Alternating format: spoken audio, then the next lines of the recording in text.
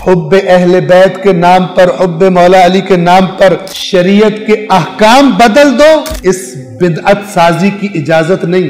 اور عوام کے پریشر میں آ کے وہ جن کا کام عوام کو صحیح کرنا، وہ بھی ان کے پیچھے چلتے ہیں، انہی بدعتوں میں ملوث ہو جاتے ہیں۔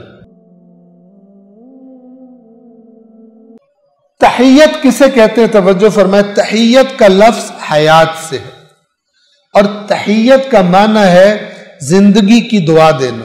تحیت یعنی اللہ تجھے زندگی دے، جیسے اردو میں کہتے بھی ہیں، ٹھیک ہے، اللہ تیری زندگی کرے، یہ اس کا اصل معنی ہے۔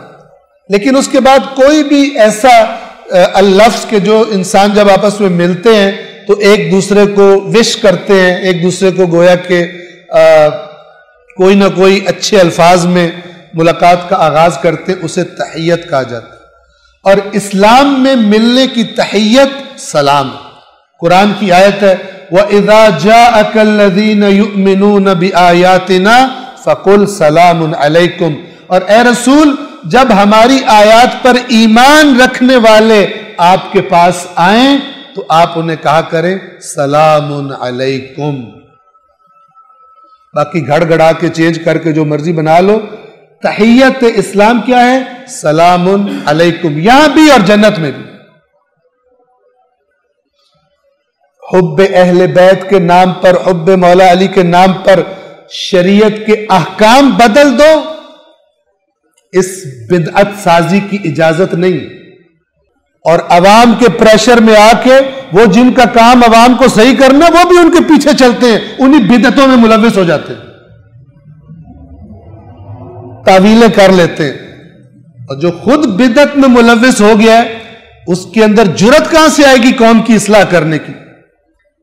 تو جرأت چاہیے، شجاعت چاہیے، کہے کہ بھائی جب آپس میں ملتے ہیں تو قرآن میں حدیث میں یہ بتایا گیا، یہ بعد میں لوگوں نے کیا نہ، اس کو نہ کرو، جرأت ہی نہیں ہے۔ وہ خود چمچہ گیری کرتا ہے، یہی کام کرتا ہے ان کے ساتھ۔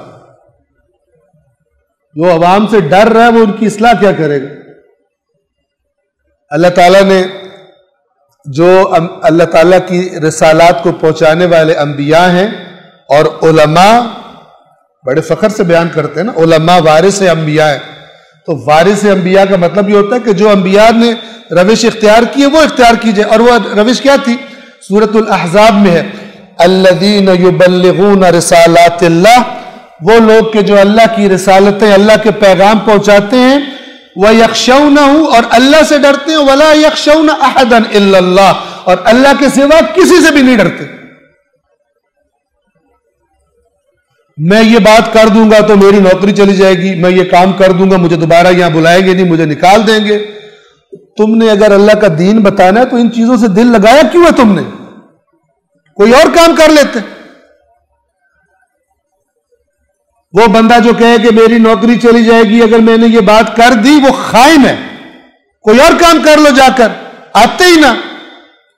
اس کام کے ساتھ خیانت کر رہے ہو نوکری بچانے کے لیے، تنخواہ کے لیے، یا اس کام کے ساتھ خیانت کر رہے ہو جس شجر کی آبیاری حسین جیسے پاکیزہ خون سے ہوئی ہے، اس کے ساتھ خیانت کر رہے ہو چند ہزار روپے کے لیے۔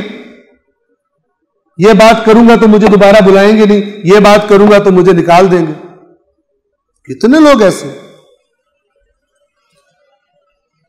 تو بہرحال تحیت اسلام کیا ہے؟ سلام علیکم۔ یہاں پر بھی قرآن نے بتا دیا، اللہ کے اپنے نبی کو حکم دیا، اور جنت میں بھی۔